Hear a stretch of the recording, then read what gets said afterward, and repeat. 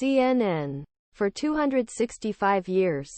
More than 100 letters family members to men serving on the French battleship Galate languished in piles, still sealed in red wax, never reaching their intended recipients. When ship was captured by British on its way from Bordeaux, Quebec during 7 Years' War in 1758, crew was imprisoned and letters that failed to reach ship were confiscated and handed over British Royal Navy Admiralty. Renaud Morieux, Professor of European History Research Fellow at Pembroke College, Cambridge, said letters had now been opened and read for the first time. Their contents provided intriguingly rare historical context about a cross-section of society at time, history, science, socials. These letters are about universal human experiences. They are not specific to France or the 18th century. Morieux said in a statement.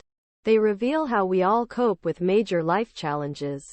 When we are separated from loved ones due to events beyond our control, such as a pandemic or war, we need figure out, stay in touch, reassure, value people, and keep the passion alive. Today we have Zoom and WhatsApp.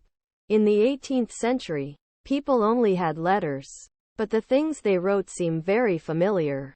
Some of the letters from sailors' wives who are sending love letters to their husbands, wishing for reunion or waiting to hear if their loved one's safe. About 59% of the letters were signed by women, offering cross-class literacy and information about what life was like for those making important decisions at home while their husbands sailed away.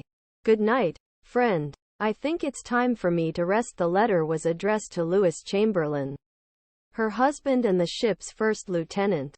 He never received the letter and never saw his wife again. Dubosc in 1759. Probably before being released after his capture. Chamberlain returned to France and remarried in 1761.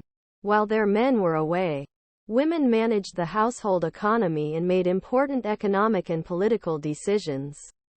Reading words from the past while doing research for his book, The Society of Prisoners, The Anglo-French War and Imprisonment in the 18th Century, Morieux came across a box of letters in the United Kingdom's National Archives.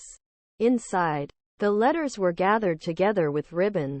Seeing that the small letters were still sealed, he asked if the correspondence could be opened, and permission was granted. He said unsealing the letters was like finding a treasure box. They were almost waiting for me to open them. It is a unique experience to be the first reader of letters that were not sent to me, said Morieux.